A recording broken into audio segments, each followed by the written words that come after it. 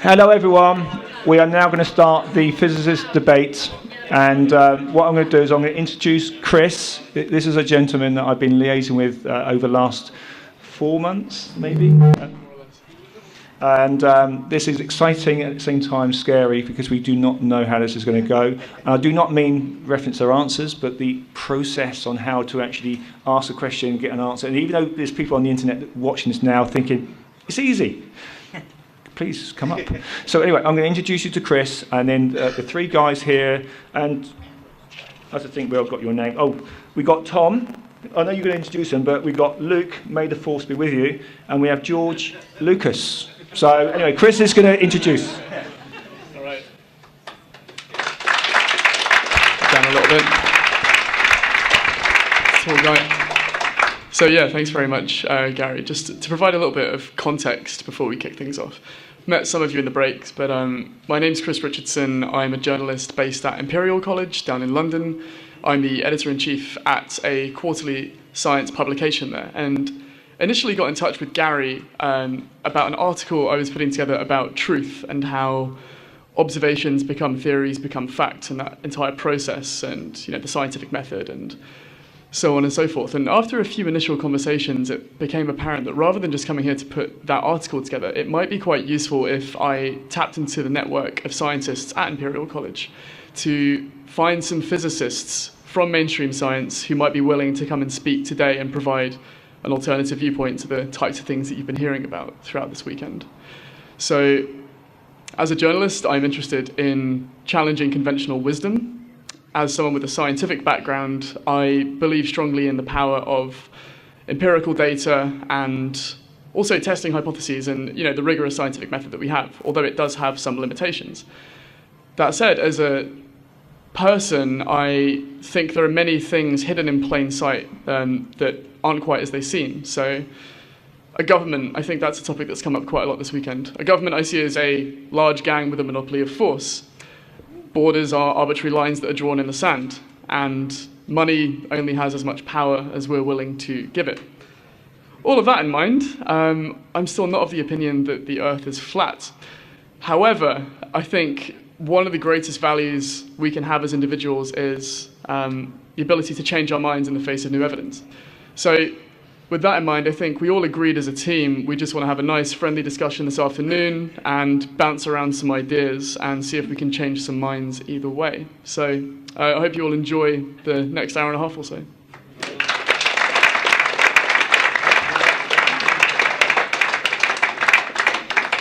Thank you, Chris.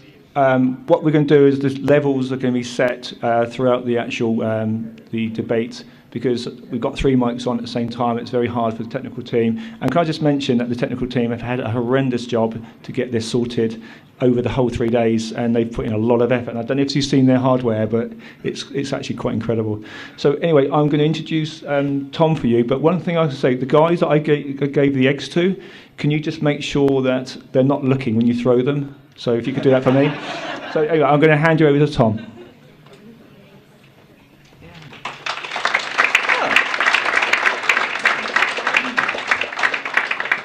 Hi everyone, my name's Tom, please not the eyes, Williams, for those throwing the eggs later. And I feel a little bit too short for this microphone, but good. Yeah. Believe in it. So yeah, thanks for having me along this afternoon, and I hope that you'll enjoy the next hour and a half. I hope we can provide some kind of challenging viewpoints, and you can provide some challenging viewpoints to us. So to introduce myself, my name's Tom Williams. I'm a second-year PhD student now, down in Cardiff University, and the Earth is a little bit close for me. I'm actually an extragalactic astronomer, so I've been looking at galaxies beyond our own Milky Way and modelling the light that goes through them and how that interacts with other parts of the galaxies. So the galaxy I'm working on is about 800 kiloparsecs away, so I'm looking at scales of kind of unfathomable to humans, I think, but actually quite nearby for astronomy.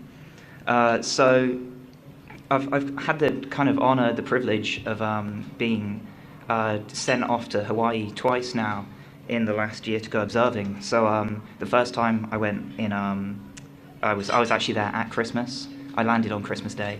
The second time was last September. And one thing I've heard quite a lot while I've been here today is that you should maybe not believe what people say at face value and trust your own eyes. And kind of with the stuff that I do, I'm very fortunate that actually I can do that. My galaxy is so close, it's about a square degree on the sky, so about the size of a full moon, but much fainter. So you can actually see it with your naked eye on top of Mauna Kea if you've got good visibility, or if you have kind of like any reasonable telescope, you'll be able to see it. And so I could see this thing passing over me during the night, which I believe flat Earth theory can explain with the rotation of the celestial sphere. But what I noticed was that when I went out in Christmas and when I went out in September, was that this object was rising and setting at different times in the night, which I don't think. This is my question to you, I guess. But this can be explained by the Earth's movement around the sun. So yeah, I am a believer in the globe. I'd say not because I was taught it at school, but I've kind of critically evaluated it past there. We've heard about Eratosthenes earlier today, but I'd like to bring up someone who wasn't a scientist. He was a 14th century friar called William of Ockham. So you might not have heard of him, but you might be familiar with the principle of Occam's razor, which basically states that the more assumptions you have to put into something, the less likely it is to be true. And I think that's ultimately why I believe in the heliocentric universe, that the Earth is a sphere moving around the sun, because it quite neatly explains day and. You got a fan out there. Yeah. Oh, yeah. My number one fan did say he'd be late and that I should wait up. Thanks, Mum. Yeah, someone has to support me, I guess. But yeah. The Earth moving around the sun can quite neatly explain seasons and day and night, and the theory of gravity explains why we're not all floating off into the void and what keeps our atmosphere here. And so they're quite simple concepts in principle, but quite demanding mathematically, which I think is interesting, I guess, that these things can have such a simple idea. If I throw something up, it comes back down. This is obvious to everyone in the room, but yeah, and that's those kind of simple observations of the everyday world are why I believe in the globe and why you guys believe in the flat Earth. So kind of science, there's a kernel at the centre of science that says that we demand that you be logical. And so I think that is like a very important thing to keep in mind kind of in the next hour and a half, and after we leave this room and go back to our normal regular lives after this. So I think I've probably whittled on for a bit too long, but I'd just like to finish by saying thanks for inviting me again. And I hope you really enjoy this debate, although I'd like to call it a discussion, because it sounds a bit less aggressive. But thank you.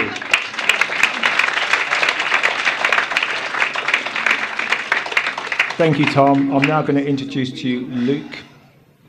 And thanks for the 22 minutes. That's good. Yeah, up to you. Yeah. Okay, so if this was too short for Tom, it's definitely too short for me. But yeah, can we actually adjust that? Thank you. All right, so hello everyone. My name's Luke Johnson. I'm a first-year astrophysics PhD student at Imperial College, and what I do is develop stellar variability simulations for exoplanet surveys. And our quick overview of this is that exoplanets are planets outside our solar system. That's nice. Yeah, that'll work. Yeah, that's fine, man. That's fine. Thank you. Is it? Yeah, I'm scared to touch that. Is that okay? Okay, yeah, I won't touch it, I swear. Okay? Do anything to upset them. Yeah, that's perfect, man. Thank you very much. Okay, so basically, a quick overview of that is that exoplanets are planets outside our solar system, orbiting a star other than our sun. Now, we'd love to look at these planets and learn more about them, but as they're such dim objects orbiting distant bright stars, we have to use indirect methods to do this, such as looking at the light from their host stars. But this presents a problem, as stars are not stable light sources. Well, you know from the nursery rhyme, they twinkle. So this is used to surface features such as cool star spots and hot active regions. And the noise these can introduce can actually mask the planet's signatures in that light.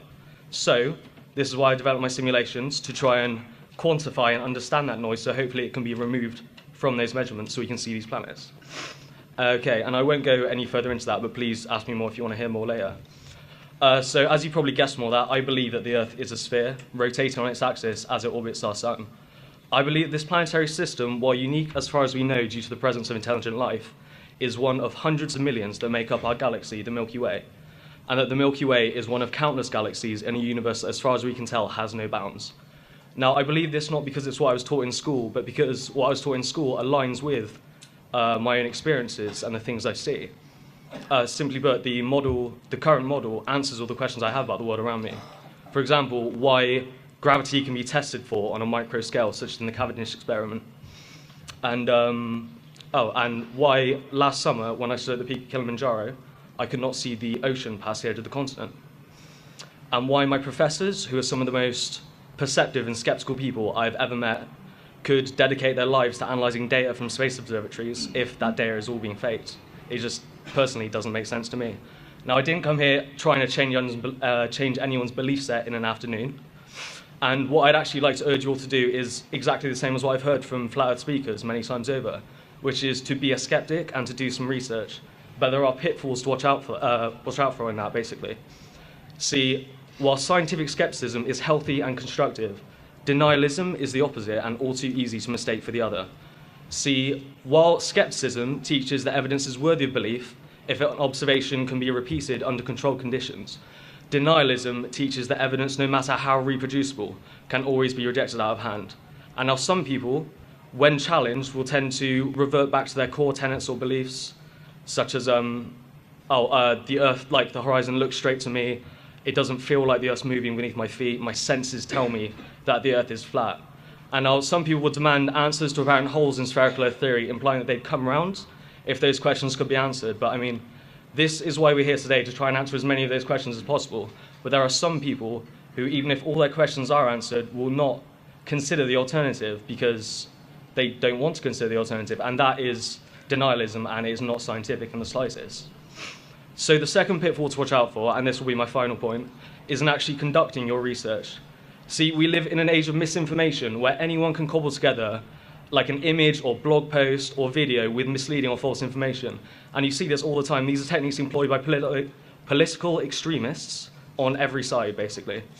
So when researching, red flags that you want to look out for, lacking support, like lacking methodology to claims, basically. So say if someone's done a calculation, we want to know where they pulled the numbers they put in from, basically. No references or citations, another big red flag. And also confusing perspectives in video and picture evidence, and a clear bias from the content creator. So basically, don't rely on YouTubers and bloggers. Google is your friend. Okay, and that's everything I have to say. Thank you very much, guys.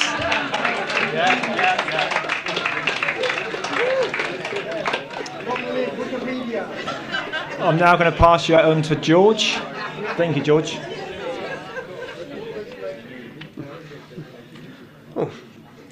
Hi everyone. I'd first like to say that we're really happy to be here today, because it's very easy to stay in your own little bubble and not realise there's other views out there. And that's for us as well. You don't learn anything until you hear another viewpoint. So we hope to learn how you lot think, and hopefully you can learn how we can think. And I like to see this as a discussion, and I say that because with a debate, you can easily win a debate without having the facts behind you. Otherwise, we wouldn't have politicians and we wouldn't have lawyers.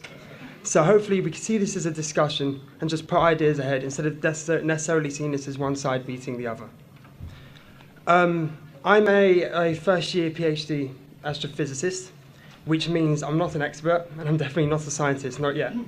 If anything, I probably know less now than when I started 8 months ago. What it does mean, though, is that I'm a trainee scientist. And what that's given me is a load of skepticism. Every day I have to go to work and spend 8 or 9 hours trying to work out what's wrong with what I've done, disprove my own work, find out that this magical new discovery I've made is actually just an error in a line of code. And I do this every day, and it's horrible. But you do it. And you do it because that's how we find the truth. That's how we find the real discoveries, and that's how we go forward. And hopefully we can get some of that skepticism across now and give you an idea just how rigorous we have to be before we can go from initial data to new discovery. Now, the actual area I work in is dark matter. And the reason I bring up dark matter is because on the surface, it sounds like a lawyer's attempt to explain away the fact that there's some evidence against gravity. But that's on the surface. Really, it sounds quite fictitious. It sounds like a conspiracy theory, and yet this is the side that science supports. And that's because we have some hard evidence for it now. And hopefully today, at some point, I'll be able to discuss why the idea of dark matter, which sounds terrible when you first hear of it, can actually be supported where, say, other ideas aren't, because the evidence isn't there. Hopefully I've kept it quite brief, and we can have a wonderful time today. So, there you go.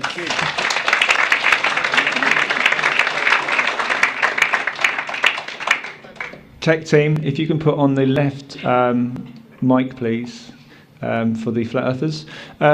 I've just had a chat with Darren, and we decided, if you guys are okay with it, is because there's so much juicy information you just put in there, it seems silly to go straight to the questions and overlook some of the things you said. So if you're okay with this, we would. Going to field those questions as well. What we'd like to do is no. What we want to do is what you've all said.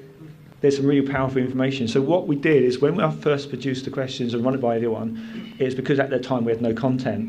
Now we have content. And I feel, and hopefully everyone in the room feels the same way, that this is such a golden opportunity to actually but comment on. Now what I think, I don't know if this is going to work right, but if we ask a question, you do a rebuttal, we'll obviously come back with another rebuttal and you're going to do a final one, and I think then that's when the question should end, unless it really shows that it's got legs, that we need to continue, because what we want to try and do is cover a broad spectrum, but at the same time we do not want to be skipping over a question and not taking it enough far enough that we end up missing a good point. The one thing I would like to mention about Google is, and it's nothing about me, I just want to mention it because it's something I researched about the Orion's Belt, is that when I looked up the Orion's Belt distances from Earth, Google, Wikipedia and NASA all gave different distances. I'm not going to swear, but I think that's bollocks. So anyway, you please. I want the same cheer you gave Iru. Okay, no, we're going to go because you said. I can address this one. Do we have this mic? No, come up, because this is going to be fun. We're going to be very fluid on this, guys. So yeah, Orion's Belt is a constellation in our Milky Way, and we don't really have a very good handle on distances in the Milky Way because, yeah, this is why I work in extragalactic astronomy, where we do know distances. So the problem is, so you have your Milky Way. It's got say a black hole at the centre, and it's got these spiral arms coming out from it, and you're looking through both of these spiral arms as you go to things. So if you want to measure the distance to anything, there are two that you can measure, essentially, one going through like the near side and one going through the far side. So yeah, we really don't have a handle on distances in the Milky Way at the moment. Like, ask me how many spiral arms the Milky Way has, nobody knows. Stuff like that. Extragalactic astronomy is way less messy, promise. Okay, thank you very much. Okay, what we're going to do, we're going to hand over to the Flat Earth team now, because there's bound to be some juicy bits in there they would like to cover. So hopefully the mic is live. So if you'd like to give it a try. No, we've got the microphone there. Okay. Yeah. Sorry. Okay, hi guys, nice to meet you. I was just writing some notes down, just some of the things you said. I'm not going to go into, a lot of detail, but just to rebut a lot of things you said. I know that people in here were thinking, no. So I'll just hopefully voice them for a lot of people. Then obviously Dave and everybody can say their bits that I missed. First of all, I'm sorry I forgot the journalist's name who had a great speech at the start. Chris. Hi Chris, thanks. You actually said something interesting. You said something about we make observations and then we get theories and then we get the facts. I picked up on that straight away. Shouldn't the last two be the other way around? We make observations if they're repeated observations and they are verified, that then makes them facts, and then we can then we develop the theory from the facts. You actually said it the other way around, and we find that that's what the heliocentric theory does a lot of. They've got the theory first, and then they try to get the facts. Okay, I'm just going to pick up on your points. Tom, with your modelling, how do you know the scales and the distances? And again, you can obviously rebut this at some point. How do you know that those scales and distances are correct? What we have rejected is the vast universe, is the idea that stars are just huge and we're living in this great big vast universe and the distances are vast. Tycho Brahe That was the main reason why he rejected Copernicus's initial idea, because he was the premier astronomer in Europe, and he'd watched the heavens for a long time. And he obviously never noticed any parallax. Now, I've done a little study into parallax. It was Frederick Bessel in the late 18th century, or was it the 18th century, who first ever measured parallax. But what astronomers always do is they remove the negative parallax results. So, the bottom line is, we don't accept these distances are so huge. We think there is a way of doing dual astronomy, so that we think the stars and the galaxies and everything else are very, very close and very, very small, and you will still get the same mathematical results and the same observations. I think, again, you're starting with a theory, getting the numbers, and then saying that proves it. I think there's two ways of explaining it. I think there's a dual way of explaining it. You also mentioned about some of the phenomenon that you see, and you're assuming that everybody here subscribes to the one-pole dome model. I know that's the main flat Earth model that you've seen, the circle with the dome and the North Pole at the centre.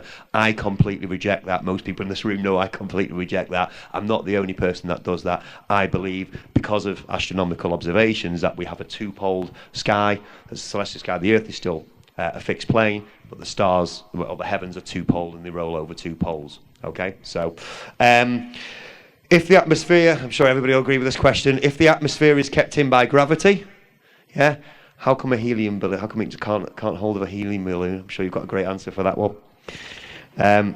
Luke, on the screen behind you, you do exoplanets. Yes, sir. Most of our information for exoplanets comes from the Kepler telescope, I believe. Some of them all, yeah. Okay, a lot of it does. It was commissioned in what year? 2009. Okay, and I'm sure there's more than this now, but in 6 years, it's managed to spot 4,000 exoplanets, which is basically, let's face it, a little or a regular dinking light, as of a distant star. There are actually a lot of different detection methods. Yeah, for sure. Can I just say? Okay. Am I meant to be talking like that? No. Okay. So don't worry about it. I'll let you just keep going. Yeah, fair enough. Yeah. So you did say it's just a discussion, so you know what I mean. Yeah. Just two blokes in a pub. My basic question is, thousands and thousands of exoplanets in such a short amount of time. And again, real science. If I believed in this, I would want to see. And some of these orbits are 3 years, 2-3 years. So, you'd want to see it orbit 2, 3, 4 times to make sure it was a regular, steady orbit, make sure it definitely was an exoplanet. But they've found so many. This one particular telescope has found, and it's the one we hear about in the news all the time from our friends at NASA. It's found thousands. How has it managed to do so many? You know what I mean? And actually be accurate. I've talked about the dual astronomy. George, you talked about. It wasn't. So it was still Luke. You talked about sources of truth. Don't trust people on YouTube. Don't trust bloggers. Don't trust independent people who are doing their own research. And don't even just don't trust YouTube, but just trust Google and trust Wikipedia. What you're basically doing there is telling us to trust the mainstream sources of truth, the academic institutions which we know have distorted and perverted the truth. Which and at the end of the day, nearly every great discovery or great invention has always been by somebody not connected to the mainstream, somebody working on their own, or a small team working on their own. If everybody goes along with what with what the mainstream always says, then we're never going to make those breakthroughs and discoveries and get creative as well. So I say the exact opposite. I'm not saying distrust the Google or distrust Wikipedia, absolutely, because sometimes it is actually right. You know what I mean? It is verifiable evidence. But when it comes to certainly a debate that has raised, this is the longest and most important debate in history. It's been going on for thousands of years. Those people who think it's a CIA psyop that's all of a sudden come about, it's been going on for years.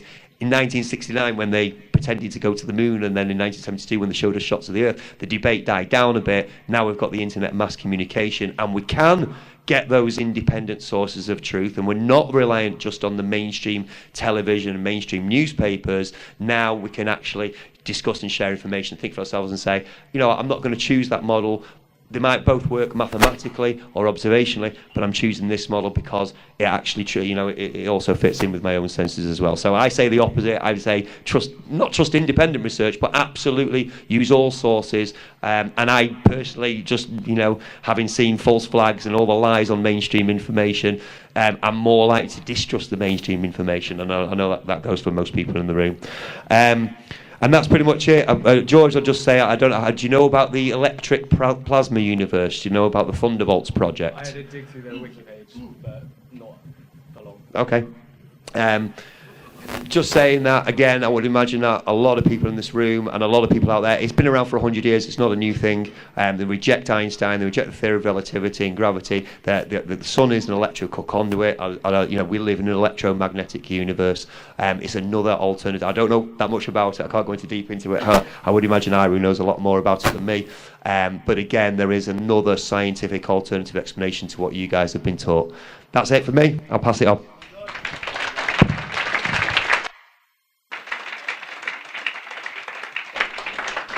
Hiya, I already met you guys, so hello again.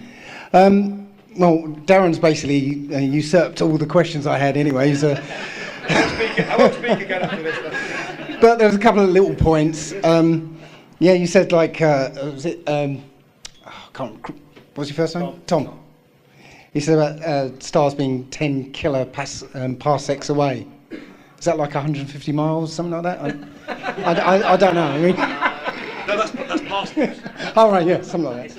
It's about 10 to the 30-ish. 10:30? So, no, right, no, it's okay. 30 metres. Right, okay, I'm just saying, it's like, that's gibberish to me. So, pass it, okay. Yeah, but... Makes your head. It does. Now, somebody else said about Occam's razor, and obviously the Bohr model, fits Occam's razor, and it's the simplest. No, the simplest explanation is our senses are right. That's the simplest. Have you looked at? Principia Mathematica? That big book from Newton explaining gravity, or the theory of relativity. That's not simple. It's a complicated argument to prove a concept. What's going on back there? Yeah, but what I'm saying is a complicated principle to try and prove this concept that isn't workable. Yeah, the simplest explanation tends to be the truth, and the simplest explanation is that when we look at the sea, it's flat. When we rely on our senses, our sense of balance, our sense of acceleration, yeah. We don't feel like we're moving. We get senses to help us navigate this world. And we damn well better have accurate information. Right? Yeah. So yeah, I'm just saying that, the simplest explanation is that the Earth is flat. You also mentioned about gravity and linking it to these theories. Well, the tendency of something to fall when you let go of it is independent of gravity. Gravity is just a theory to try and account for it. Okay, and which type of gravity you're talking about? It's like we've got two flavors.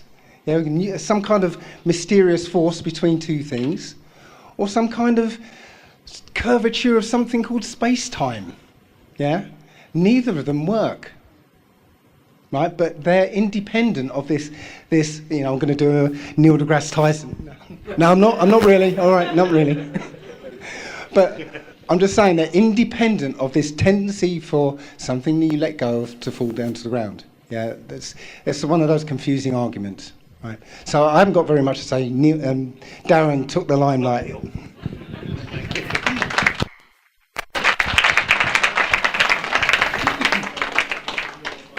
Hello. That was loud, wasn't it?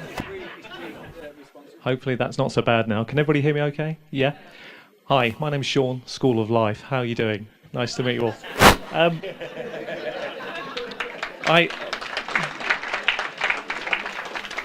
I believe that at the beginning you mentioned the scientific method. I believe that's right, isn't it? You would all attest that you confirm to the scientific method. Would that be fair to say in your various fields? Yeah. There's a fundamental flaw with that, isn't there? Because in 2015, people who you would consider not just professors, but at the very top of your field all came together, didn't they, in Zurich? I think you'd probably be aware of this, to discuss this very thing. And they said, actually, that to defend the integrity of physics, that's what the scientific method does. Now, that's a huge flaw, actually, in all of your debates. It's untestable, attempts to address the fundamental questions concerning space, matter, time, and all those various things that you love. And that's the biggest flaw. And I've got nothing more to add except one point. Luke. Sorry, hi, Luke. No, yeah, I'm not picking on you. I liked what you said, but you kind of missed a very key point. You sort of suggested that people have a deniability about them, and in a way that you phrased it, and I just wanted to just bring you back on point, if I may. People don't start off at flat Earth. They have the gravity, they have the globe, and everything else thrust upon them. It takes an awful lot of independent research, actually, to reach a conclusion which is not mainstreamly popular, to actually talk to people openly about your belief system, which is strange when you think about it, and I touched on this yesterday. So I just wanted to make sure that you're aware that you don't start off with deniability. You have to eventually grow to realize that something is fundamentally flawed. So I just wanted to raise those points and keep it simple. Thank you.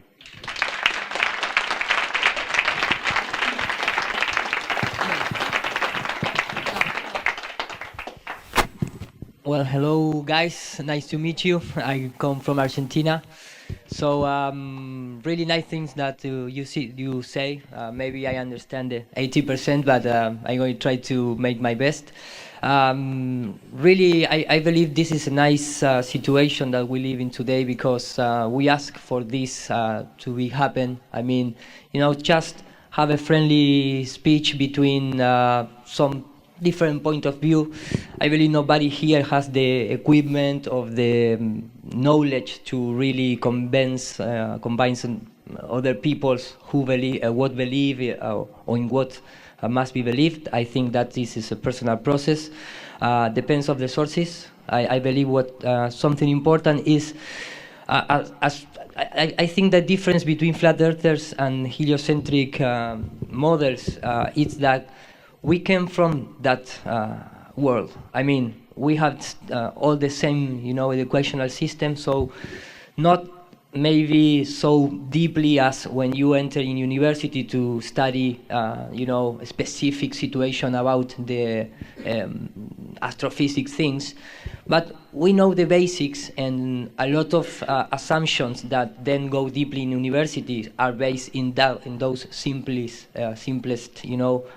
observations, and we have that base knowledge inside us, but we open to achieve the other part of the history. And maybe a lot of heliocentricists out there, they reject that point of view. I don't say you are doing that, but I mean, they don't take the time, enough time to research, not from YouTube, because I mean, a lot of YouTubers that speak about flat Earth, they take the information from books and from other scientists. I mean, Thunderbolt Project, maybe there are a lot of scientist team out there. It's not just a YouTube channel. They gave their names, they gave where they study, and they start challenging because, for example, the thermonuclear sun, there are a lot of things that nobody can explain and don't have any sense, and when you think in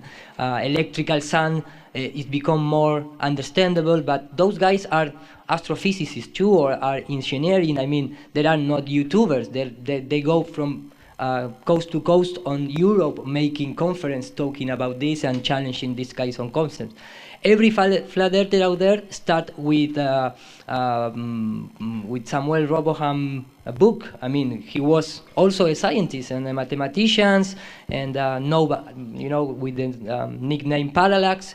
So that guy is an awesome guy. I mean, for his time. What he do is amazing. In fact, I don't think that he is totally incorrect in his assumptions or methods to understand the world that surround him at that time. In fact, he was very persecuted at that time. We have William Carpenter, we have, of course, ancient civilization that nobody can believe that if you build that kind of structure as pyramids or all the celestial behavior that we use today, like eclipses predictions, although the constellation that we see in the sky, the name even of that constellations, that things come from the ancient guys. I mean, they don't. I don't think that guys are so awesome to build that things, calculate eclipses, calculate the weather times, when to grow food, when celestial behaviors, and they are full to don't understand the surface where they live. I mean, for me, that is, the typically joke about flat Earth is, hey, you are under the turtle with elephants. And I ask the same question when an astrophysicist see a constellation, and I say, where is the lion constellation? Where is the lion up there? I mean, there are 10 points of light that you believe in those ancient culture that he draw this depiction of the lion in that constellation to understand or to tell a story, want to passing generation stories. And sometimes a lot of heliocentrics, they don't take this time, which is required a lot. How many times we spend in school, receiving this information? Years after years, like 20 years before entering into university with this bias concept about the heliocentric time. So if you don't take at least, I don't say full-time, 8-10 hours daily basis standing flat Earth, but at least you need to wait, I recommend 3-4 years, at least that was my process, to incorporate the other part of the history to try to balance and say, because we need to recognize that there is a lot of observations that the heliocentric model can explain but can't prove. And it's not what you know, is what you can prove. Because I can explain how, before I talk with this guy, I can prove how unicorn fly because it has wings. But show me the unicorn. It's a little bit. I mean, how you explain that the water, that all we know in mechanics fluid seek its level, turn into a curve. I mean, what is the scale of that? I mean, what is the scale to replicate that on lab? Because somebody say no, because the Earth is so big and the attractions to the center of the Earth is what caused that the water curve. Okay, we see all the oceans flat, which is a really great scale, huge scale that. So in flat earther, we say, okay, if I go into this scale, for example, and I make a mountain and I drop water here, that water is going to go and seek its level. At this scale, at world scale, is going to all the time happen the same. But in the heliocentric model, how you prove that the water stick to the outside of the container, at what scale that start happen? It cannot happen at world scale, because you need to have this microcosmos observation also, a microcosmos observation. So that for me is a huge red flag to trying to, you cannot prove that the Earth is a sphere just for observing and doing math on celestial things that you're never going to achieve to observe, really, from outside this model. We need to lead with atmospheric refraction, apparent positions, who, in official science, who saw the parallel rays of the sun. I don't ever see something like that. Good research about that. Some pictures show that, taken from a plane, show some parallel rays, but why you see parallel rays in those pictures? Because the picture is taken with a zoom. So they only show this part of the picture. When you start to extend it, you're going to see that rays come here and they just show this part. So nobody see parallel rays. And all this nonsense of the globe world start in that time with Eratosthenes, that one day he woke up and said, okay, the sun had that distance and the rays are parallel. I don't know if you in the university teach. Yeah. No, no. I just make my presentation. Okay. Something. I'm gonna. Okay. We need to make our question now. Okay. Sorry, guys. Sorry. Okay. I mean, there is a lot of things. That. Not just, I believe that you can prove just the spherical model based on celestial observations. I believe that it's more important to, understanding where we put our feet before start make assumptions in other, some distance object out there. And I believe that the parallel rays, the curved water, the distance to the sun that was changed like 5 times. Copernicus says 3 millions, Kepler says 12 millions, so on and so forth. I mean, all those guys make calculation based on a standard 3 million miles away. They come Kepler say, no, it's 12 million. Then come other one and say, no, it's 25 million, until our day that we believe is 93 million miles away. So I'm going to come because if not, I'm going to be killed. So one of my questions is, at what scale we can prove that the water start curve and be stick outside of container? That is my question. Thank you. Sorry for the time.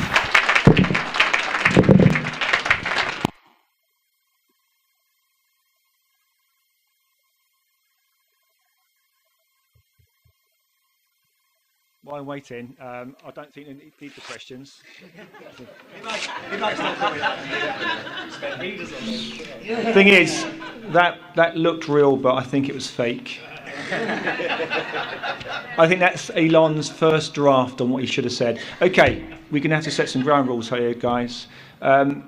If you ask a question or you mention something, I mean, unfortunately, or fortunately, actually, because I think this is brilliant, is you've made a statement, or where you are, you've rebutted. What we can't do is spend half an hour coming back. What we need to do is it has to be within 90 seconds, unless it's a really salient point. Yeah. So, and I'm not the tallest in the room, but I'm pretty tall.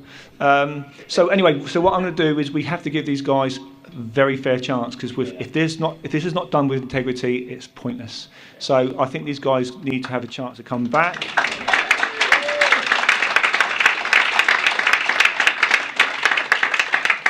I was actually writing that line at 4:30 this morning. So, so anyway, I'm going to pass over to these guys. If we can have the microphone on for them, please. But I am going to try, and we've got to try and. I think it's gone off. I think we need to try and stick within a very small window for everything, to have everyone to have a chance. Because obviously there's 4 guys on this side, there's 3 on this side, and I think if we do not set this out right, it's not going to have as much value as it could be. So anyway, over to you guys. Oh, it's working out. Brilliant. I heard 3 words over there that worries me, and it really should worry you, everyone here. Just a theory. If you hear the words, it's better, right? If you hear the words "just a theory," this is the rhetoric of evolution deniers. This is the rhetoric of science deniers. This is the rhetoric. Okay. This is the rhetoric. Yeah. This is the rhetoric of people who do not understand basic science, and that's important for everyone here. So, because just a theory is not just an idea. A theory is an idea backed by evidence that has predictive value. It means you can write it down, explain what we can see, and then use it to find something nobody knows. The idea of Newton's gravity isn't just that you drop a ball and it hits the ground. It's that he could use his equations to predict where planets would be. That's what makes it special. Now, mentioned on that side was the idea of, I understand this concept of science is all not mainstream, it's on its own, it doesn't let outsiders get involved. But this is fundamentally wrong on quite a deep level. And the biggest one you can use is Einstein himself. Einstein came up with an idea that goes against Newton. It goes against our ideas of gravity. And yet the science community accepted it almost immediately. Why? Because it was better. It was better at predicting things than what came before. The perfect example is the precession of Mercury.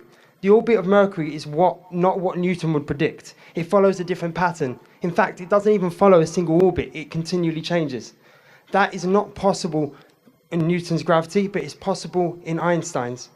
So don't follow this idea that science is in its own little bubble and it's just doing its thing and not letting new ideas in. Science would not exist without new ideas.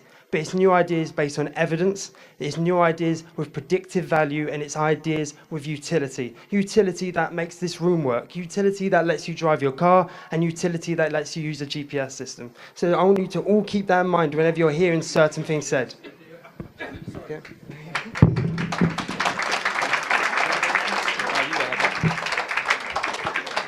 Cool. I won't talk for too long. I think something you might have missed out. I think that when Einstein came up with his theory of gravity, he wasn't actually a scientist at all. I think he was working in a stamp office or something.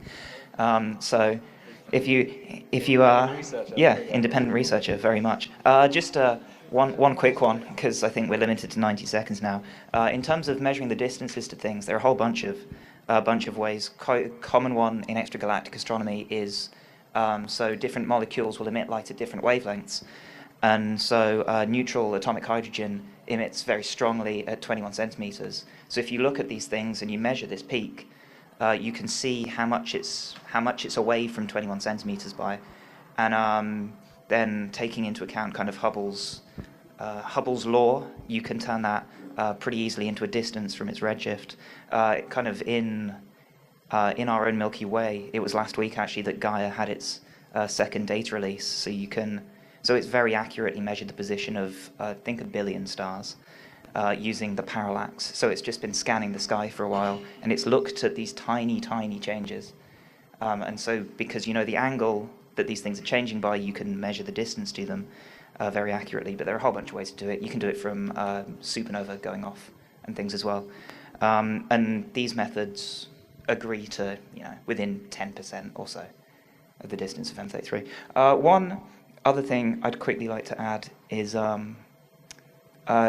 it's something that's been mentioned quite a lot actually this morning, this idea of proofs. I'm very much one who doesn't subscribe to the idea of proof. I think a theory is just a theory until someone comes along and proves us better, which is what Einstein did for Newton, for instance. I don't think anything is ever, like we can never prove anything with 100% certainty. I think that's something we can all agree on, and it's a very important part of skepticism, I guess. But I'll leave it there.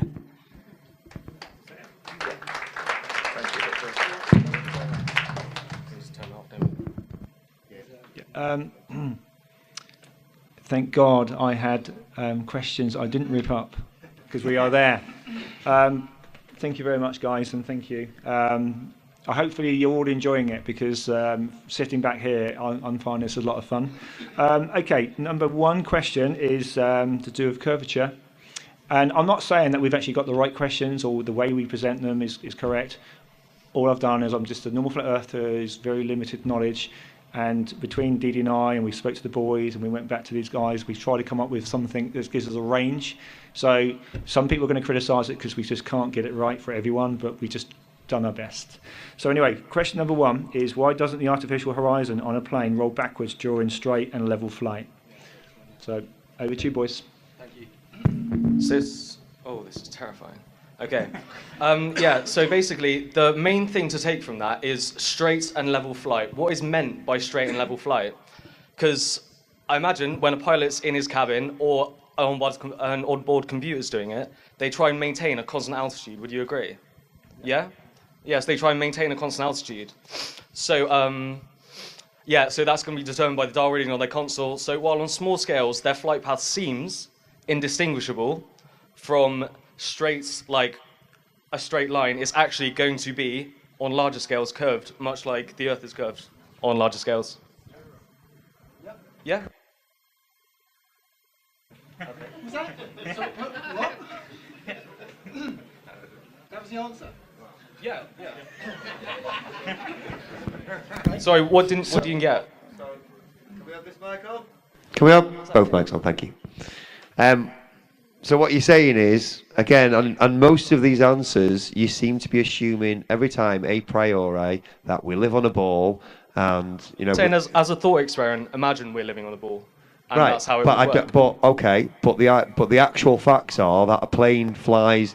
Obviously, once it's reached its cruising altitude, it flies level, and the artificial horizon doesn't dip. It doesn't have to dip its nose down every minute or so to follow the curve. What you're doing is assuming a priori every time that we live on a ball, and like I said with Tom, you're assuming that that the stars or planets have huge distances, even though what you're measuring is correct, and obviously, that you are measuring changes, you are making these observations, you're assuming always a priori that we live in the heliocentric system. If we assume, with the flights and with the stars and the measuring the distances, if we assume that we're in a small universe and that the plane is flying level over a level plane, we're still going to get the same results. And in terms of the artificial horizon, that is exactly what we observe. It doesn't roll over as it rolls over the curve.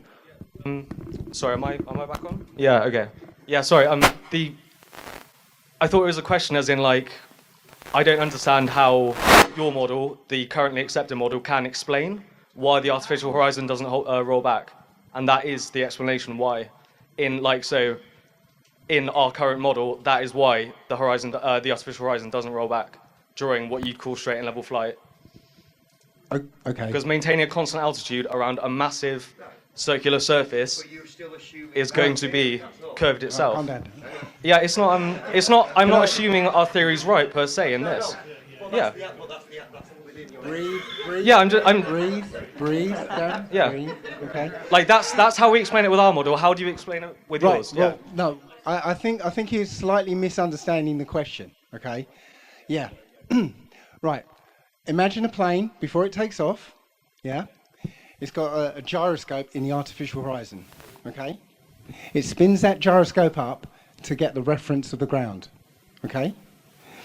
Now, if that plane starts going over the curve of the horizon, yeah, the gyroscope will stay upright as it goes around the curve, yeah, because a gyroscope has rigidity in space. It's not got reference to the Earth or gravity or anything. It's rigid in space. So it will stay upright as the plane rounds the curve of the Earth. So the artificial horizon will roll backwards. Yeah? Will appear to roll backwards in the plane.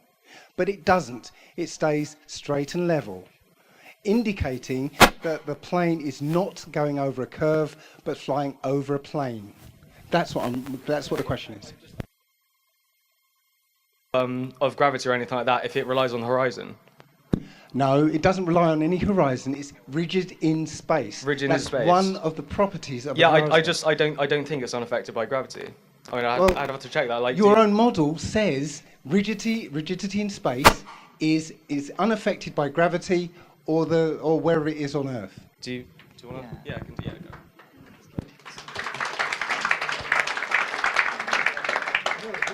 Yeah. So I must admit that I'm not an expert in gyroscopes, but I do have one at home, and I was always under the impression that the gyroscope self-righted. So you spin your gyroscope, and then whatever angle it is, it'll end up pointing upwards. No.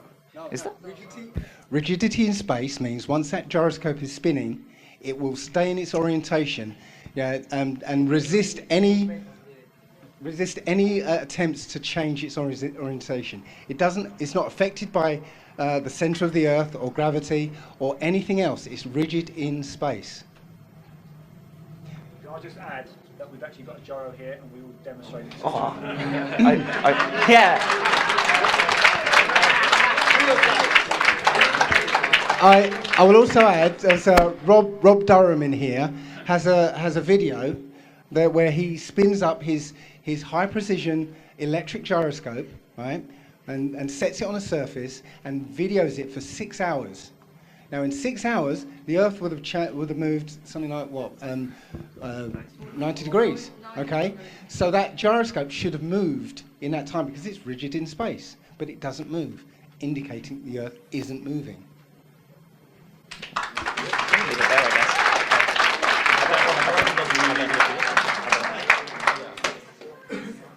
don't know enough about gyroscopes to rebut that. So I guess we'll move on to the next question.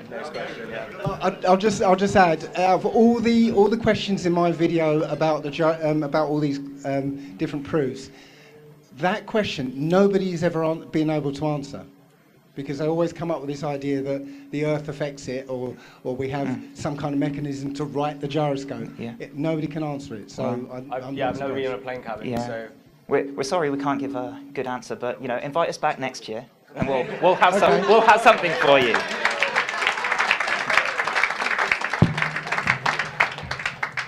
Got to be honest. The weekend that we've had and the stress next year, I honestly reckon that if I do that, I will have no fringe. So, can I? This is grade 1. I've got to be honest, guys. This is amazing. I don't know. Can I just get some feedback from the audience? Okay, we're live streaming people as well, but we can't get that. What are you guys? Can I just take a 2-second? Is it 1 or 2 people that can comment about how this is coming across to you? Brilliant. Yeah. I think it's very professional. Well, yeah, that's me. What about these guys? Microphone. And can I just mention, while Dee's running around, I have to be a mediator here, and I have to be impartial. So what will happen is I will make sure I look after these guys because I have to. So even though I mentioned about the gyro, it's only because I know what's coming up on the programme. But guys, you're safe with me. Okay, we've now got Nora. I'm just doing this as a little break for the speakers to actually get some feedback from you guys. But Nora, if you can do yours. Thanks. Oh, I've never spoken on a microphone. Anyway, I'd just like to make a comment that all this time that I've been in the Flat Earth movement, one of my biggest interests was to find more dialogue. So I think it's very laudable that you've had this, and I think it's an excellent moment of progress for Thank us. And yeah, where you have a true dialogue between the two camps, because they don't seem to have enough contact between each other, despite what you say that you are connecting with the public. I don't think that's true. I know many PhDs, they don't connect, but I think that it's indicative from perhaps a few of the answers we've had, especially the young man who you weren't familiar about the gyroscope, and I find that it's indicative of a lack of preparation. But it's indicative of a lack of preparation. These are basic tenets of science, but I feel like you haven't fully examined the questions to come to a debate like this. That's all. Don't worry, I'm going to defend you on that one. Okay, can I just say that I like Nora and I think you're great, but I have to defend these guys on this one. How could they actually look into everything to be prepared? They can't. So even though I think it's a cracking point, it isn't fair on these guys because no. I must admit she's a troublemaker. It's Dee, if you can. But fraction of our age, they haven't had time to do all the research now. that's why I was hoping to do this next week, to give them another week. So, no, even though you guys haven't come across a gyro, what I would like is for when you see the demonstration of the gyro is for you to scratch your head and wonder why. Because we have, the thing is about us, and we're lucky, and I've got my impartial hat on still, we're lucky that we look at so many things and so much research, and that we're questioning everything, and sometimes we don't understand it, and sometimes we do understand it, or we think we understand it, or maybe we do, I don't know. But you guys, you've all got your specialist field, so you're not going to have your specialist field and research the gyro. You're not going to have your specialist field and make sure you know how popcorn's made, because it isn't something that's important to you because you're doing your specialist subject. I recognise that.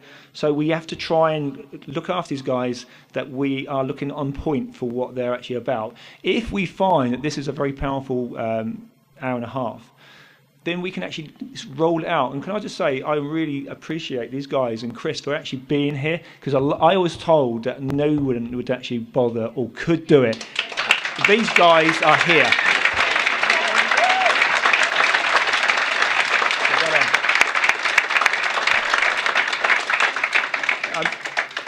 Do you want to say something? Yes, I may. Yeah. Go to the microphone, please. Is it back on? Can you hear me? Yeah. Yeah, just while you go away and do the research on the gyroscope, there's an even easier way to find out about this. Just ask pilots, just for your information. Thank you. I disagree with that as well. Because a pilot doesn't know. They just accept what they're given. No, I agree. No, I was making a point. Sorry. I'm not going to get that point tonight. Oh, by the way, have I mentioned it that I actually drink Stella? So, anyway, if everyone's okay, I'm going to move on to question 2. Yeah? Actually, it kind of was covered by Darren in reply to you earlier, so I'm not going to... well, I'll mention it and see if it's got any legs. If gravity is the only thing holding the air to the surface of the Earth against the tendency of a high-pressure system to escape to a low or negative pressure, then what air is heated and so... Oh, sorry, when air is heated and so is less affected by a gravitational pull, shouldn't it then succumb to the force exerted towards a region of negative pressure? What? No, I was joking. Because we've asked the question, I feel it should give them the chance. No, I was going to explain if it... Yes, okay, are you happy with that? I think so. If we obviously don't understand it, then we'll let you jump in. Okay. Yeah. Okay. They've done research on it all, and that's fine. But yeah, David, comment on that. So can we also link this one, because it is to do with buoyancy and stuff like that, can we also link it to the helium balloon? When you got your chance to speak, you take it any way you like. If it can be hopefully on point, that'd be great. If you transfer that, I'll do the helium balloon now. Okay, yeah. Okay, so basically, you're asking why air can't be heated and escape, basically. Yeah? Is that what's being asked? It's a question that's been asked. I'm only the deliverer. Yeah.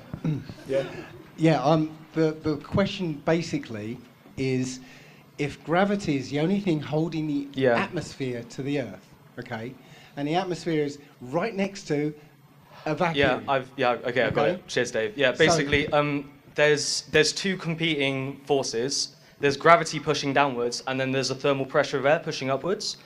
And now gravity, the laws of gravity dictate that the air pressure is going to be higher at the center, nearer the Earth than outside. So if you got a heated column of air that would rise away from the Earth, it would, as it would rise, it will become less dense as it's less affected by the gravity, as it will be at a greater distance, and thus have a lower thermal pressure pushing upwards.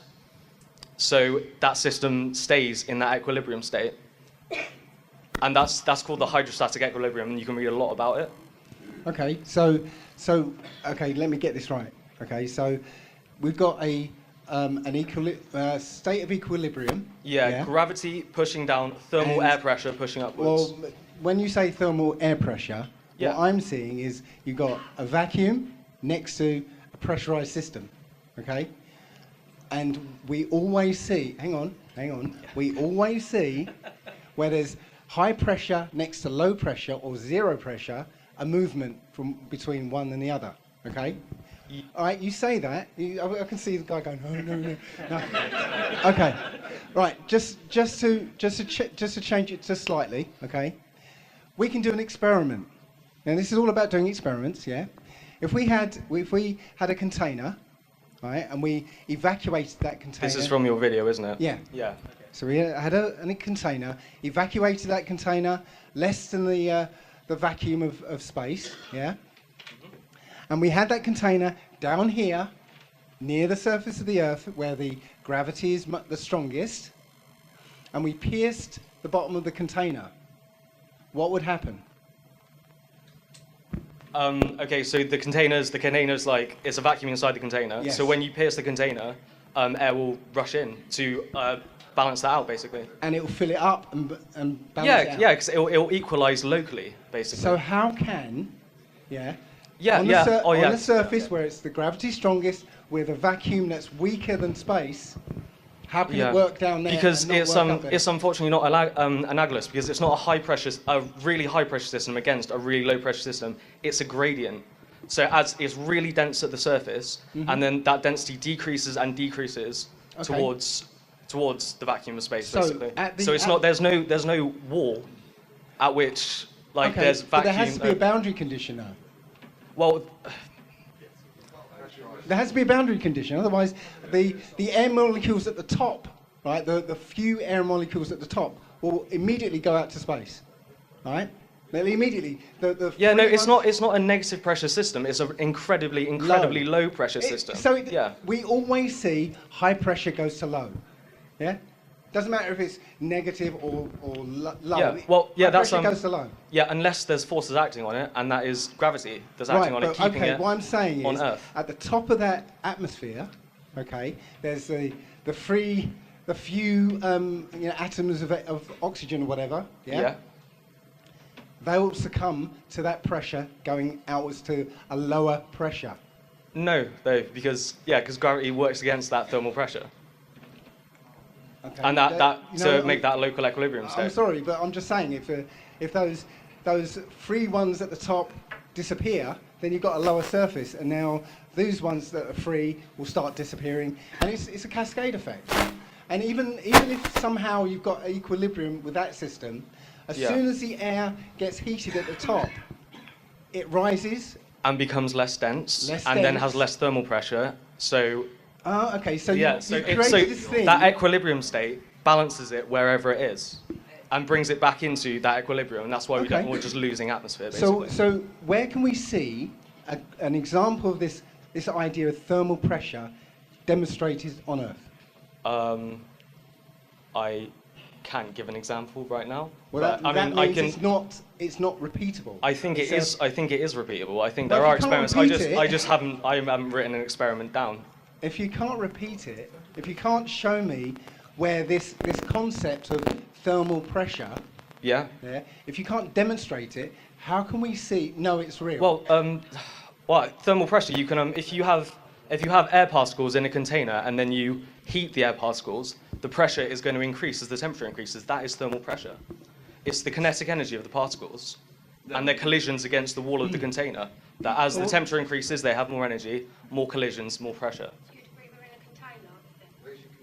Yeah, what is? Yeah, no. This is you said an example of thermal pressure. Air pressure is, by definition, greater within a container. You can only get air pressure in a container. So, what's the container? Obviously, the earth on the bottom is going underneath. But what's your container? What's your lid to create the air pressure? Yeah, there's no set boundary. It's that gravity holds our atmosphere to our planet.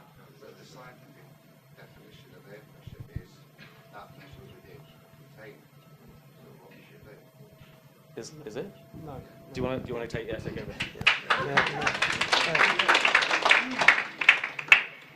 Can I just mention, guys, that we're actually going to allow the audience to ask questions at the end, and even though it's fantastic questions, we've got to be fair to these guys on how we do this.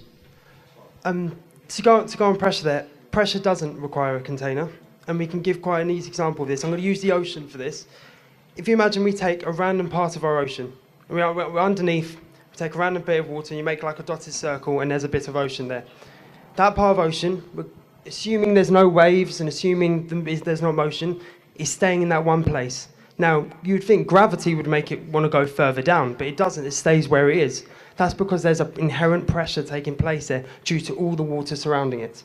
So because of that, you can imagine if we're using arrows like a basic mechanics, you've got an arrow going down, and then you've got arrows in all other directions and an arrow going up. That's the up arrow is the pressure, and that's what's balancing it, keeping it there.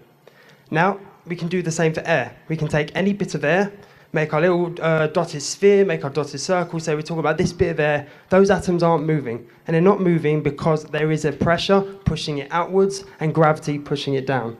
Now, I wanted to link this to the helium balloon to give an example of why it does work. If we take our helium balloon, now the helium balloon is less dense than our air.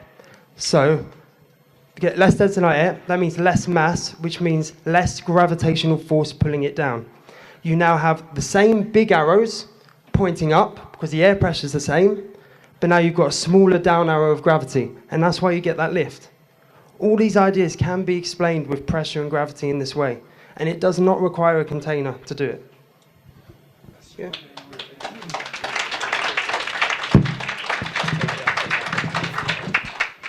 I just want to make a question, but for myself, which is, all these from the early 50s until our days, the space agency launches a lot of rocket space that don't break the equilibrium. I mean, in the pressure system, if you have a hole, you're going to have some kind of interaction with that. I don't say that we're going to destroy the planet, but nobody measure any kind of the rocket leaving the air and breaking all the layers of the atmosphere until reach the space and see something that happened with that. And Dave, do you want to say one last point? I know you've got... Can we do them one at a time, then Dave can go again, and then... Yeah. Sorry. Go on. So you're asking, so as a rocket leaves the atmosphere, it doesn't leave a hole behind, essentially? I don't mean exactly a hole, but some kind of interaction of this differential pressure that something maybe escape. Yeah, sure. I'm talking about thousands of rockets, not yeah, but these rockets, in kind of when you take into account how big this rocket is compared to the size of the atmosphere, it's very tiny. You know, it's Very negligible. yeah, it is negligible. So I believe that it will kind of locally disturb the equilibrium there, but because of these forces acting on it, you know, it will essentially punch a hole through the atmosphere, but that hole will reform immediately afterwards. And somebody measure that or see that? Just a question. I mean, I'm not a rocket scientist, so I don't know. That's what our theory predicts, basically. Yes. Yeah, that's a prediction we can make. And I imagine that something like that is factored into during launches as well. Okay. Just one last thing on this. Right, we were just saying about a rising column of air. So let's say a smokestack, you know, heated air going up, going up in the atmosphere. Now that's not all that's happening. Yeah, when that heated air is moving up, it's actually pushing a column of air up. Yeah. It's not just that piece that's moving, right? It's literally a whole column of air being pushed up. Yeah. So that's just one small example, right? Every time the sun rises, the whole face of the Earth is heated up, yeah, and all that air is now going to be moving up in a huge column. That should, every time the sun rises, right, all the air should leave the Earth, basically, you know.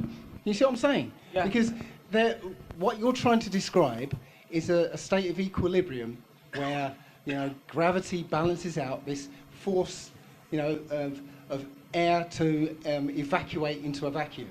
Okay? Yeah. There's an equilibrium. If you change that in any detail, the equilibrium is going to break and air is going to escape. It's the nature of the dynamic equilibrium that it maintains itself. When an external change is acted on it, it changes the conditions and it relaxes back into the equilibrium state. How does that happen? As we said. So you talk about when hot air rises. When you talk about the whole column of air up and out. Yeah. So as it goes up, it's again the thermal pressure decreases and the gravitational influence decreases. But now I'm talking about a whole sun. Yeah. Okay. Yes. So with your sun example, like the heat transfer between particles it's a very complex system. It's not that the sun shines down on Earth's atmosphere and it only heats a layer of air at the top as it hits it. Energy is transferred between these molecules as it comes down. I agree. Yeah. But what I'm saying, we know that when air is heated, it rises. Yeah, and I'm sorry I don't have more to say, but it's exactly the same thing as I was saying before. As that air is heated, it will go upwards. And then all of a sudden, that mass of air and that velocity just suddenly stops because it's not like that. It's not a process like that, but it's something gradually happening. We know how fast air rises. You know, we can watch a hot air balloon work, and we know how fast that rises. I feel like that's not an equivalence. Oh, it doesn't. Air doesn't rise the same speed as a hot air balloon. Well, it depends entirely on how the air is heated. I think you can't really draw parallels between the two. Yeah, well, you know, when it's dark at night and it's cold, the sun comes out, it's warm. Yeah, there's a I'm not great arguing with that. thermal difference there. Yeah. Yeah. And so the air is affected by that. Yeah. And it should disturb that boundary condition. Yeah, but I'm saying as it's a dynamic it disturbs that equilibrium state, but because it's a dynamic equilibrium, it corrects itself. It's not like this column of air punches through and just scatters in space. The you know what I example mean? I'm giving you And isn't a little hole being punched through. If we could see It's it, the if whole we could size see of it in the action, planet. if we observed it in action, if we could see those molecules in action, it would look very, very boring. It would not look anywhere near as dramatic as you're making I'm it just sound. saying that we cannot replicate this idea that you're saying that somehow a pressurized system next to a vacuum can exist. We cannot see that. And I gave you an example, a little experiment to try. Yeah, which proves that a pressurized system next to a vacuum. Yeah, they creates a local, they equalize locally, don't they? Yeah, Yes. that's what we agreed on. So that scales up to the Earth. And No, because it's completely different. Because Oh, you're talking okay. a Completely gradient of pressure. So then are aren't you we? saying that at the top of that container there's a gradient of air pressure? There's a gradient of air pressure all the way up from the surface right up to the I'm upper just limits of saying the in atmosphere. this container example. No, when the air rushes in- because it's like like you're saying vacuum in the container, normal ground level air pressure outside. If you puncture that container, air's going to rush in. It's going to equalize. Right. Yeah. So that's if there was a boundary cutting through that boundary. But this isn't just a solid loads of pressure, no pressure vacuum. It's a gradient going upwards. So I guess actually something more analogous would be to get hundreds and hundreds of these boxes with various with pressure gradients going up and up and up, and then if you were to pierce through all of them, what you'd find is something much more similar to our own atmosphere. It's not that there's this kind of boundary change at the atmosphere, it's a gradual change as you go up from the surface of the Earth to the outside. I just want to make one point on this. I think what we're describing, when the sun rises, heats the air rises, and as you say, it's an equilibrium system, other air rushes in. I think we're describing the Coriolis effect, and I think we're describing it without needing a moving Earth. Well, I'm just saying, I think that's how we get the Coriolis effect. No need for a rotating globe to create it. It's exactly air pressure, difference in temperature, difference in pressure, and the system kind of, being an equilibrium system. Well, again, it's a good idea. It's a nice idea, but it's something you have to prove empirically before you can. Again. Yeah. Same observation, two different explanations. Yeah? Okay, here's some news. Breaking news. This is from phys.org, yeah, from a website. It says, Earth's atmosphere is leaking. Every day, around 90 tons of material escapes from our planet's upper atmosphere. Yeah, so it's supporting what I'm trying to say.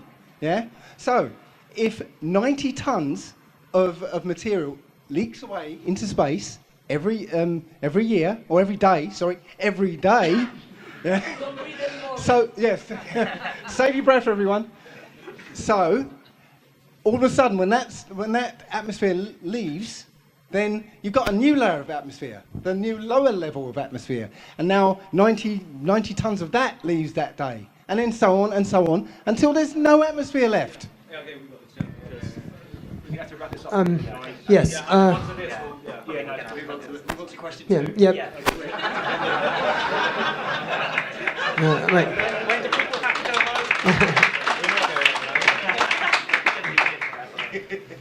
home? The one thing I would add to that is that this is a model that we have one set atmosphere, and once that air is gone, it's gone forever. We are constantly producing gases. I've produced quite a few today, and and I think you should keep that in mind.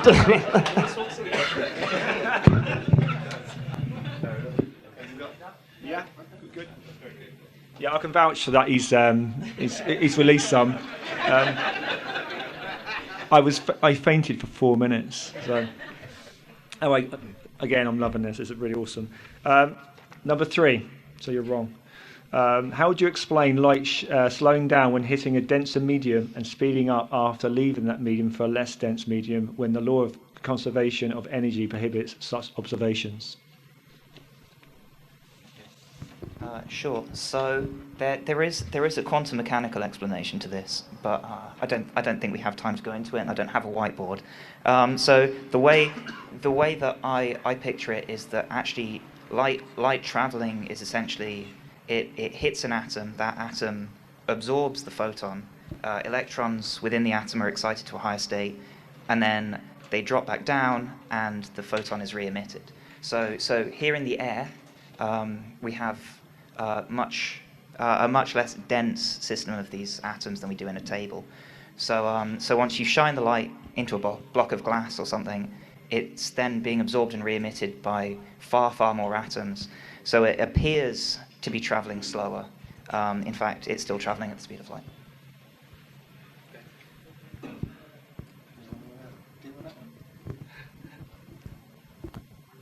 Just a curious question. Somebody ever see an atom?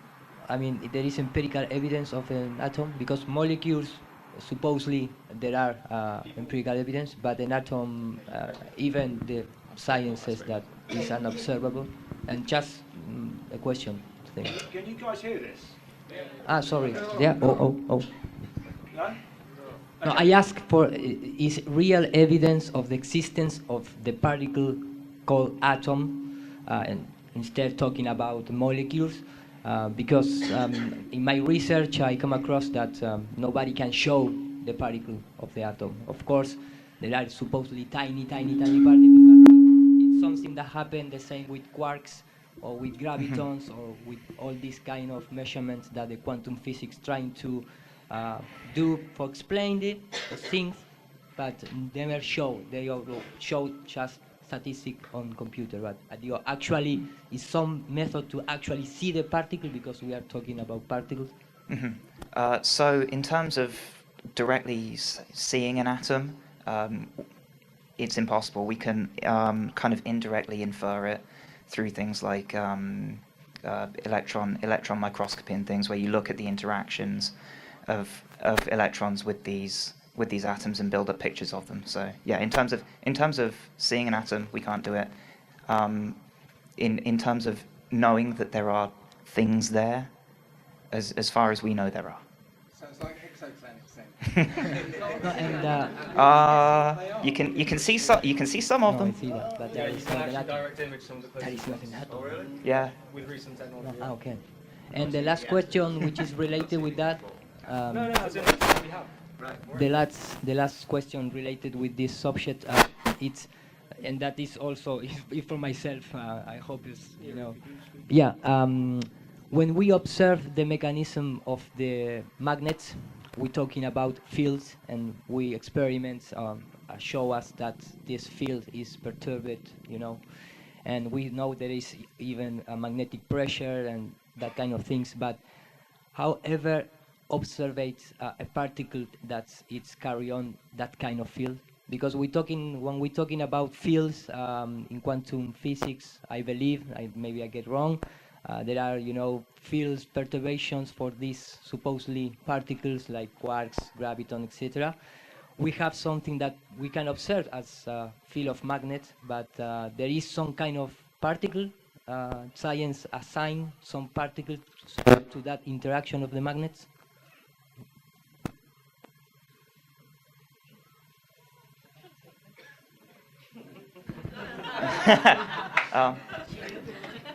Unfortunately, it seems to have fallen on me. I'm not an expert in either quantum mechanics or magnetism. So, as far as I know, there is a theoretical particle known as the magneton, which is thought to mediate the forces of magnetic fields. Magneton. As far as I know, it hasn't been detected, but you could look to some people at the Large Hadron Collider or something, because I imagine they're looking for it. Cool.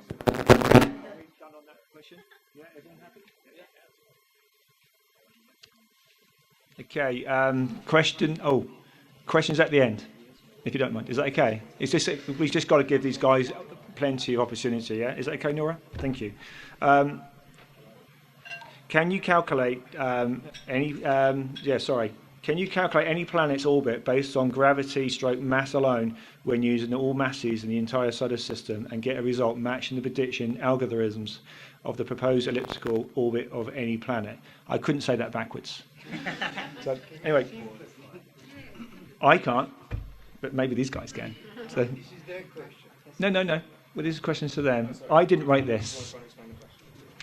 Yeah, I can try No, and well, sum up the question to Yeah. to how I understand it. So the idea is that using something like Newton or Einstein's gravity, can we accurately predict the orbits of the planets in our solar system? Have I got that one? Yeah. Cool. So there's my my Reader's Digest version of it. Short answer, yes, pretty much. We have a very good idea where all our planets are going in our solar system. We know where they're going to be, and we can continue to predict where they're going to be for the next 500, 600, 700 years.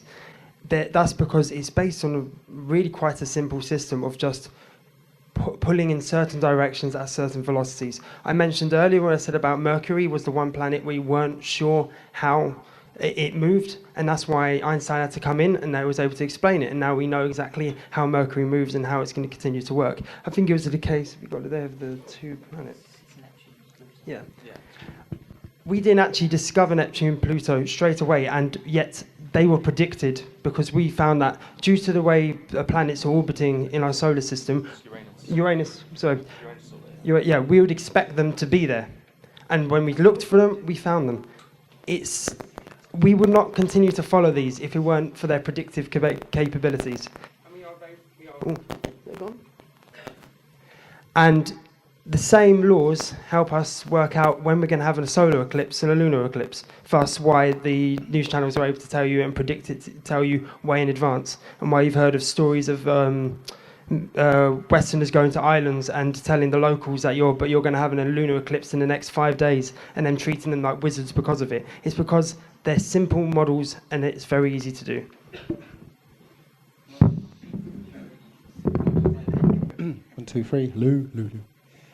I just wanted to make a little point because this is the second time that you kind of wax lyrically about Newton and his theory. Okay. Now you said that Newton's theories, and you before said they were amazing and amazing breakthrough and wonderful and everything. Newton's theories didn't explain everything, right? Now, Newton wrote a huge tome, basically to describe his theory of gravity. He also came up with a whole new way of, calculus, basically, to explain it. Now, when Einstein came along, he gave a completely different interpretation of what gravity is. Completely different. It had nothing to do with what Newton said. So that means everything Newton produced was bullshit. No, bear with me, yeah? If he wrote all this calculus and came up with a theory that didn't quite match, what we observe, yeah? Which means it had no relationship to reality, and Einstein came along and gave a completely different interpretation, which apparently does match up. That means that whole book is bullshit. He made it all up. That's it. So.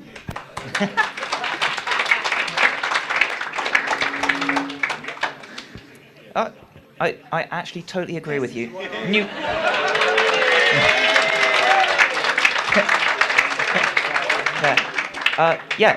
Newton was wrong. Demonstrably wrong, in fact. But stood for 400 years. yeah, but you can still apply his calculations to kind of most, certainly everything on Earth, quite a lot of bodies in the solar system. His calculations work, well enough. Sure. He was wrong. This is why I say that nothing is ever fact. That things are just theories until someone comes along and proves them better. I'm sure, maybe in another century, 2 centuries, or whatever, someone might come along and say.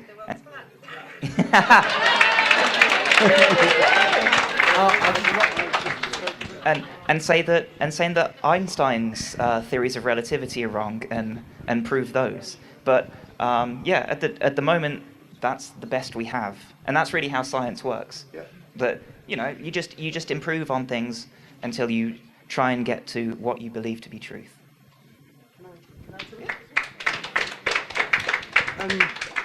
I forget the man's name, but a quite important statistician said that all models are wrong, but some are useful.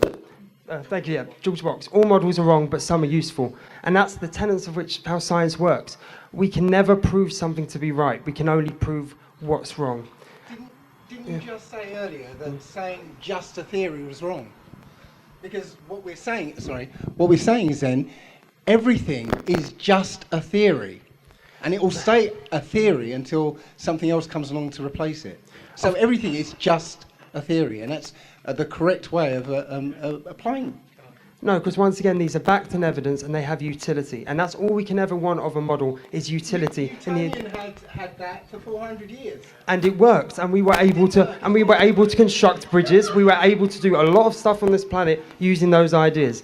And that's all you can have. Science, the big misconception is that science will never be able to give you the philosophical idea of truth. It's not what it's capable of doing.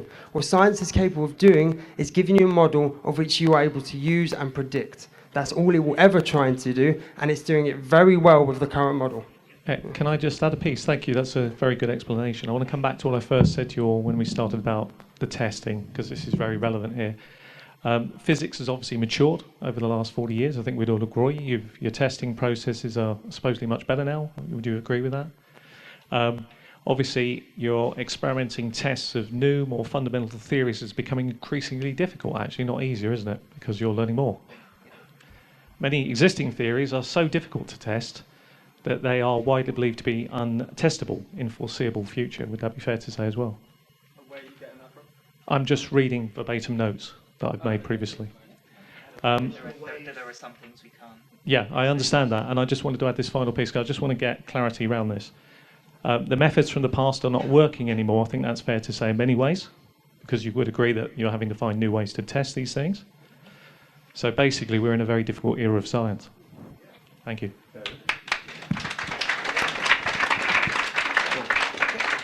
I agree with you. I think we're in a very difficult era of science, but I think we've always been in a very difficult era of science. It's just that we, as we learn more, we get better.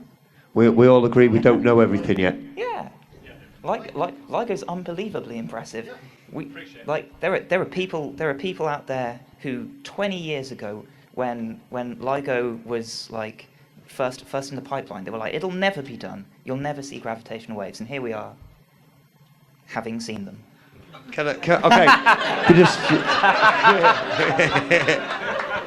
Just before, okay, I just want to talk very, very quickly about Newton, Einstein.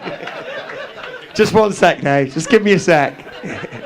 Just because I got the first 5 minutes, I haven't had anything since. All I wanted to say to you guys was I agree with you, and especially about this misconception about a theory. The whole point is that you can make predictions. Newton's theory, it was okay. It made certain predictions. Einstein's made a bit better. Something will come along and make them even better. Can I ask you why Ptolemy, from the 2nd century BC, was able to make the same astronomical predictions which stood for 1400 years before gravity, before a moving Earth, before a vast solar system, before heliocentrism? Ptolemy had what has now become the almagest, and that stood for 1400 years, making all predictions of eclipses and all the predictions of the planets. Yes, we haven't discovered the outer planets yet, but he was able to do that 2,000 years ago, before any of these, what I'd call newfangled explanations. A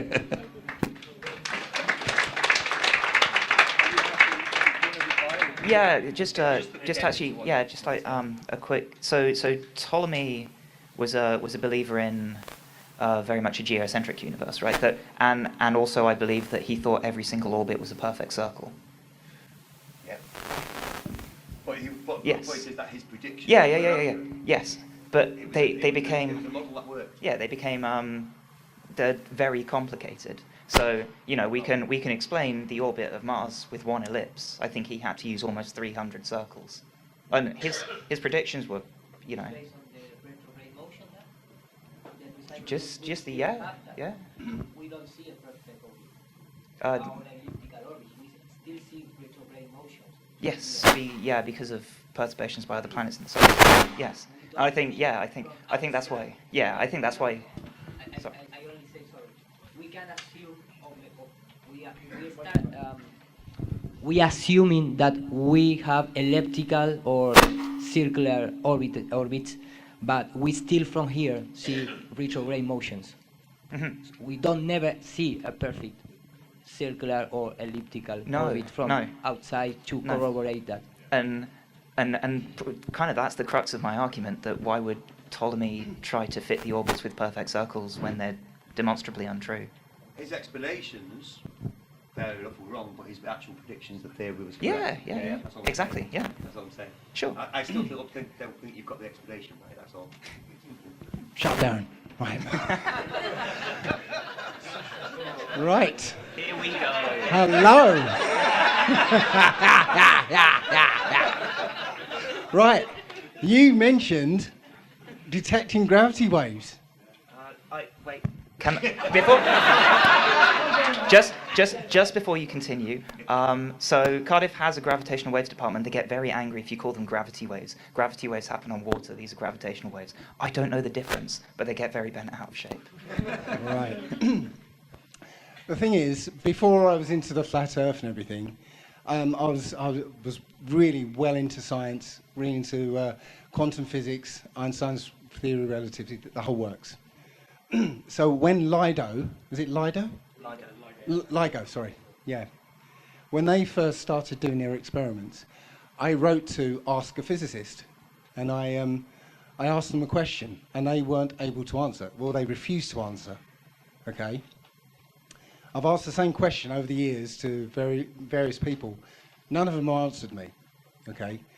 So this might get a little technical, just a little bit. Right. So the way LIGO works is that it's kind of like an L shape, okay, with these 15-mile long legs. And what they do is they fire a laser, split the laser into two directions, okay, bounce them back off a mirror, recombine them, and you get an image on a screen, okay.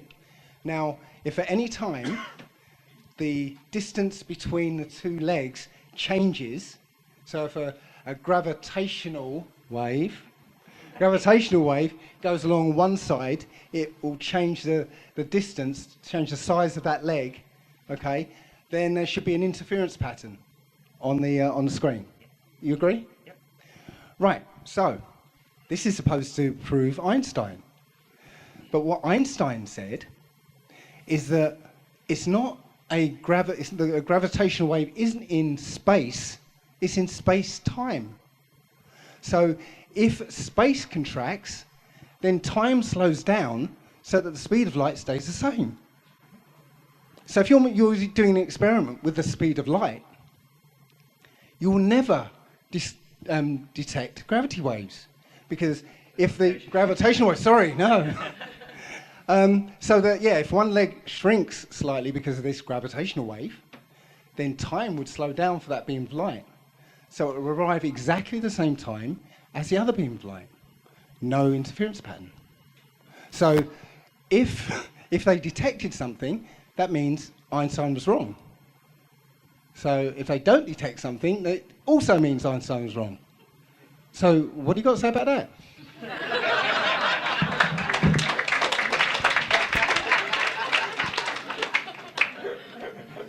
So leave it there. Yeah. This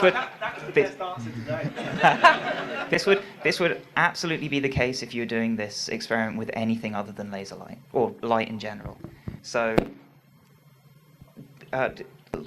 whatever speed you're traveling at, if you were traveling at half the speed of light and you fired a laser, you would see that laser go away from you at the speed of light. Yeah. So it doesn't actually matter about the fact that the light is slowing down because it's still traveling at the speed of light. Yeah, no. Yeah? Yeah? Don't try and blind us with bullshit.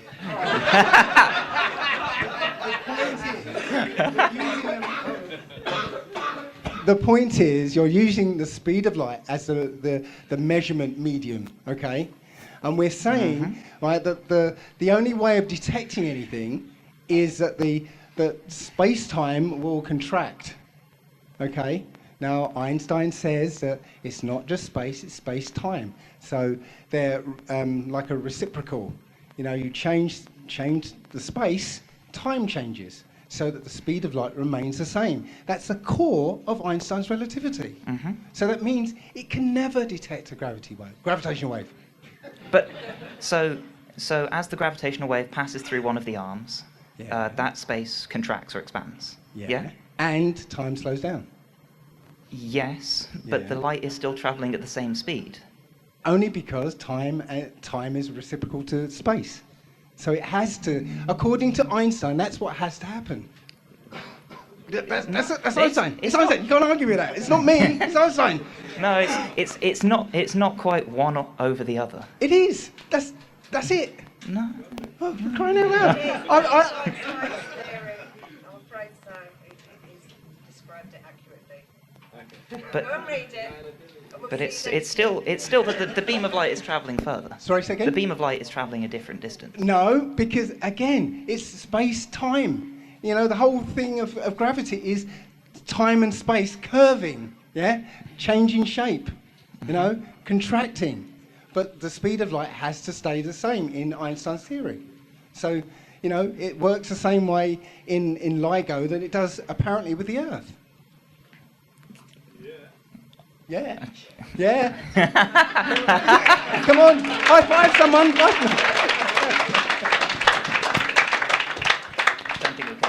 Drinks the wrong day.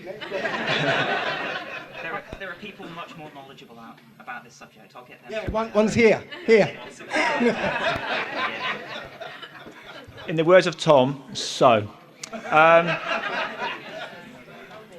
we are 1 hour 35, would you believe? That is zoomed along. So what I'm going to do is I'm going to give these guys a chance. Is there any questions that haven't been asked that you would like to ask? And secondly, yes, could somebody get these guys some water, please? No, keep them right. Can somebody get them 3 cups? I've got my own. What are they going to do? Throw water at you? So what I think we should do is give these guys opportunity to ask a question back, as opposed to them always replying to a question. And then after that, I think we should open up to the floor, and then maybe we can always just have like a 1 minute conclusion from each person. I think that is actually a good plan. Does everyone agree? And the other thing I want to ask while they're getting water is, how has this been received by you guys, reference doing this again in the future? Is it something you'd want?